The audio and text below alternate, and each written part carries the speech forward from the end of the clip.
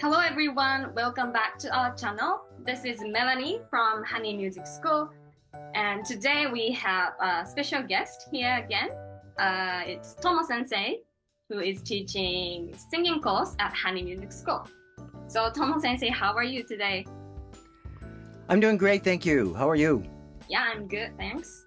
So I will ask Tomo-sensei several questions about singing course at Honey Music School, and Tomo-sensei will demonstrate that class for those who are curious to take and curious to learn from attending this course. Okay. So first of all, Tomo-sensei, could you introduce yourself, like including information about your previous experience in maybe music teaching or music performance? Okay, thank you. Thank you, Melanie. So my name is Tomo.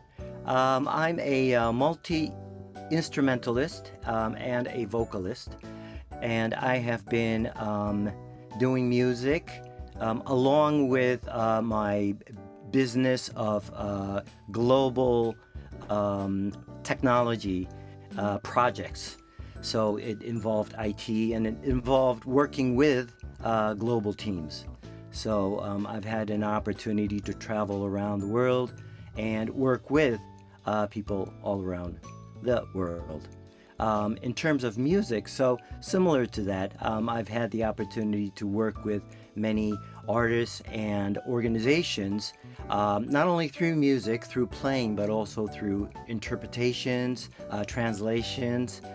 So music has been a very important part, major part of my life. And a couple of years ago, I was fortunate to land into this Honey Music School and Nextly Music School. And this is where I started teaching not only Japanese and English vocal teaching, but also music theory, lyrics writing, business English, and other courses. So yeah, that's who I am, Melanie. Thank you. All right. Thank you for your self-introduction, Tomo-sensei. So let's get right into the questions. So I bet many people are curious to know the content of your singing course. So could you briefly tell us about your singing course, what your singing course is about? Like, Okay, you might tell so us outline or content. Yeah. sure, yeah. So the course is called Japanese Vocal.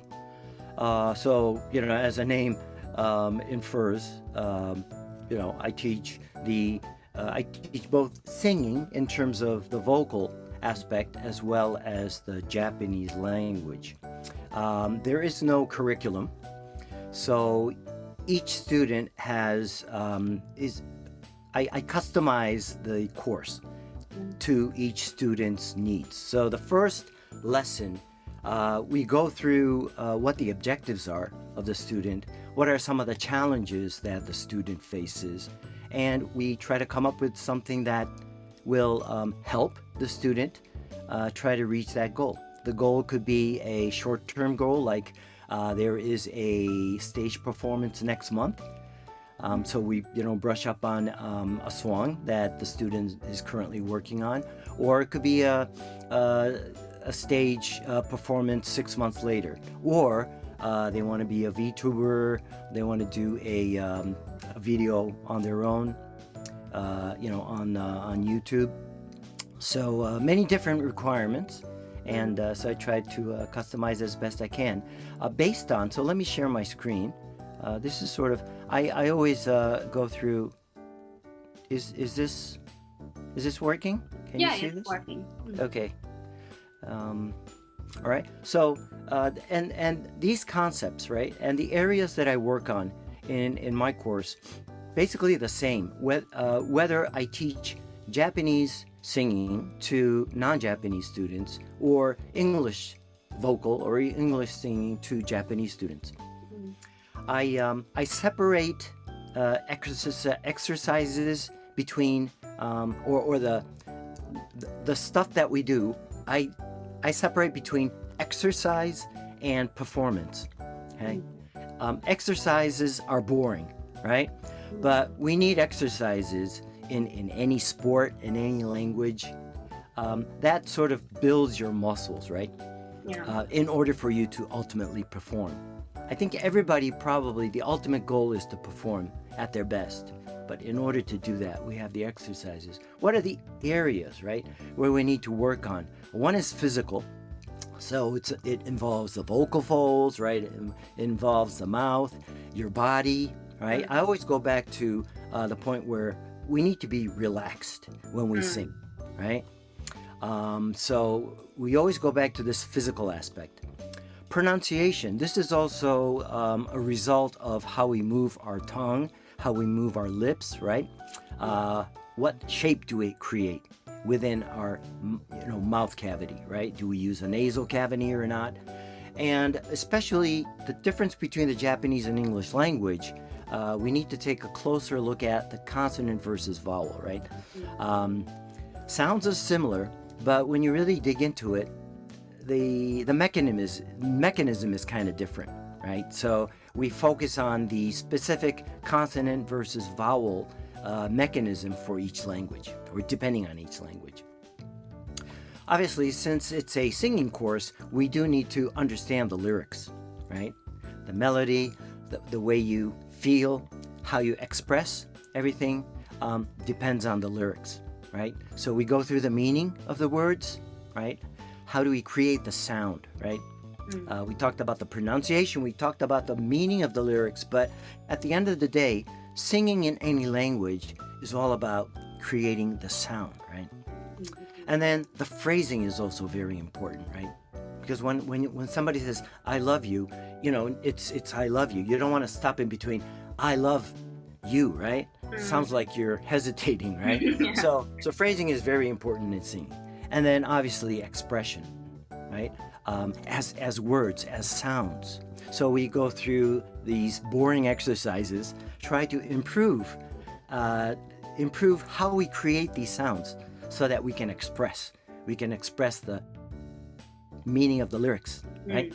And we can maximize the characteristics of the language that we're using to sing. Specifically in this course, it would be Japanese. Okay, so those are the exercise areas.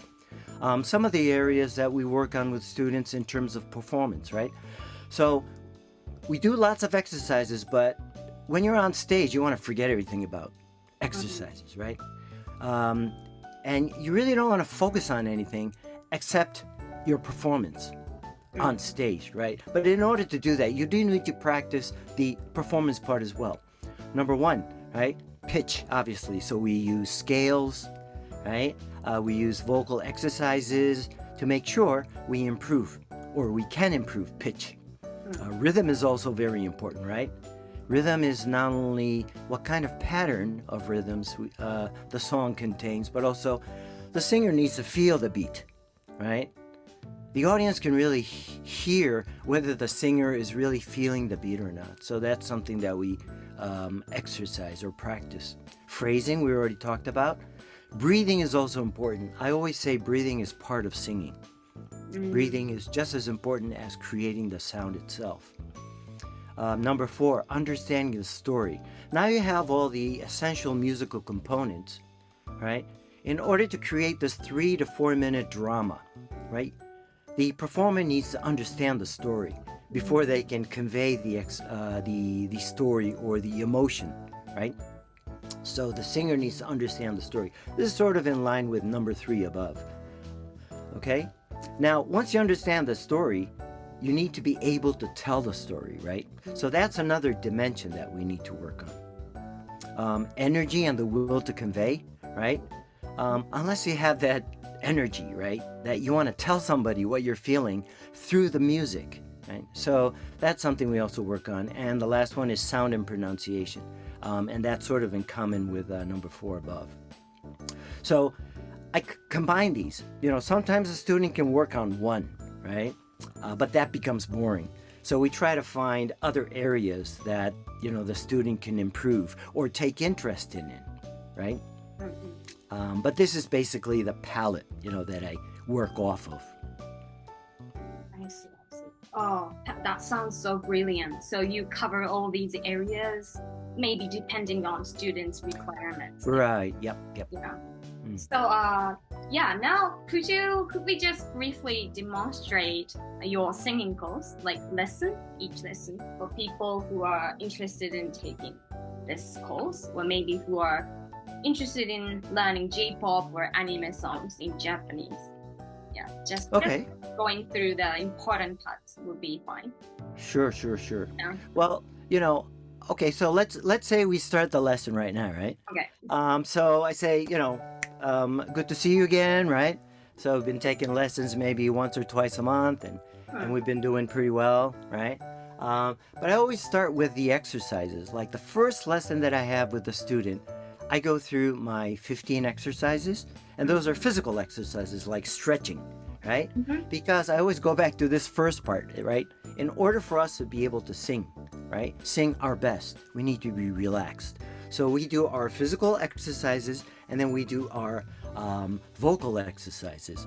So, I know you're teachers, and I know, you've done many things with your student, but have you tried simple breathing? It's like, I've never done yoga, but I think it's similar to yoga, where you do a very slow breathing in through your nose, and then you just breathe slowly out through your mouth like this. Yeah. Right? Yeah. Do you do that with your students when you're teaching, or? I mostly teach English to kids. Okay. So I also believe that, inhaling and exhaling, Yep. this kind of pattern is really important when speaking English. But I don't really teach this kind of, exercise. So it's kind of new to me. Oh, okay. All right. Then let's do it together. Let's just do it once or twice, right? Just slow breathing in, and and then slow breathing out. And we're trying to relax not just the body, but also our mind, right? Because we want to be at our best when we sing. We don't want to be tense. We don't want to think about things that happened today that, worried you or anything. So this is where I really start each lesson, right? So now that you're relaxed, right? We usually go through a song. So, I don't know, is there a song, a Japanese song that, you want to try out as a student? I often listen to not anime songs. I'm not a really animist, but I also I'm interested in singing maybe Aimyon. Okay. Marigold. Okay. And that's my favorite. Okay. Maybe if you can sing for me the first line or two. Let's say maybe 4 lines. Like maybe the chorus part or. Okay, chorus part's fine. Sure. Right. Sure. Yeah. I'm getting nervous. All right. What's the key?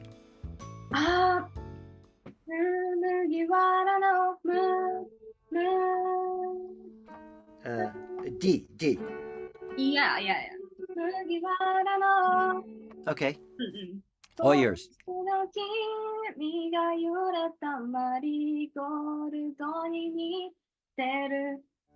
That's it?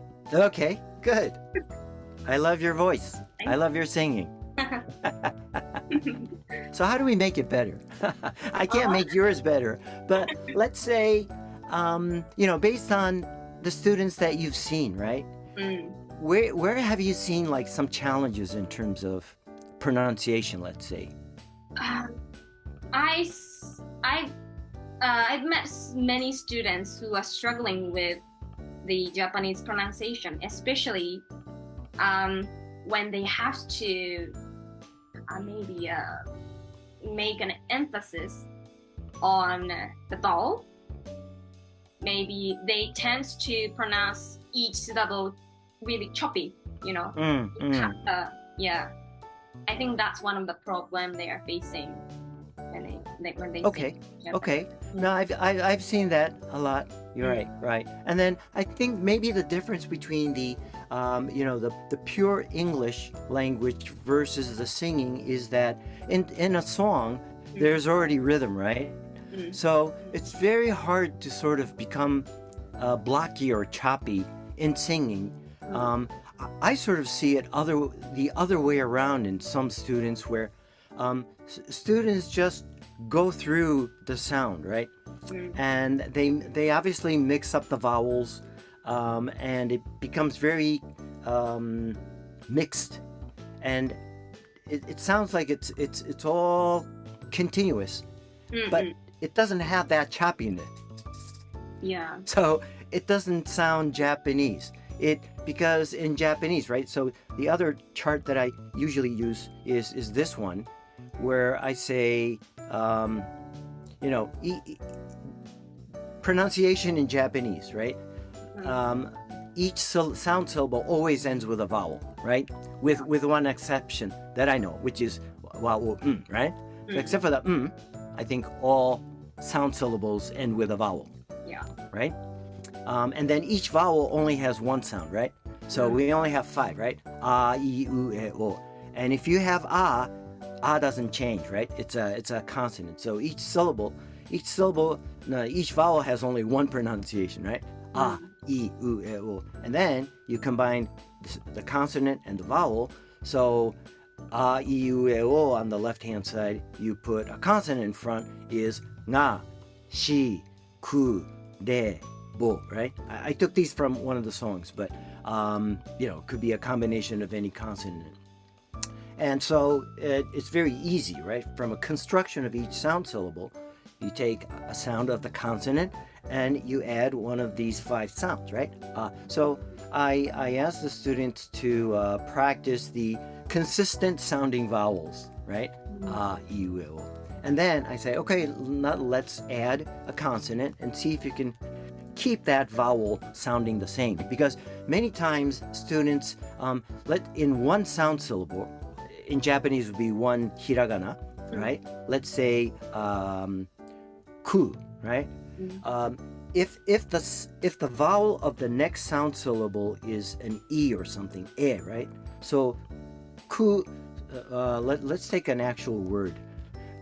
Can you give me a Japanese word? Any words? Like starts with multiple sound syllable Japanese word. How about one with e sound? Longer words. Yeah, sure. Longer is fine. Longer the better, actually. I can't come up with any Japanese words start with it. Doesn't have to start with e. Enoshima. Enoshima? Enoshima. Enoshima. Yeah. Nogu. Enoshima. So Enoshima, if it was in a song, right? No shi. So I think e is okay because it stands on its own. No and then shi, the o vowel and the e vowel. Many times I hear those mixed up, so they get sort of connected, and noishima or something like that, right? The two vowels sort of mixed together in one syllable, where in one syllable we should have one consistent vowel, right? And that happens a lot in e. I just can't come up with a good word, but so when that happens, right, during our lesson, I always go back to this chart and say, okay, let's practice the vowel sounds again, right? Because each sound syllable, the vowel is not going to change. So I'm pretty consistent throughout our lessons. I always come back to this relaxation point, and it's very hard to imagine how a student can be so relaxed when an instructor is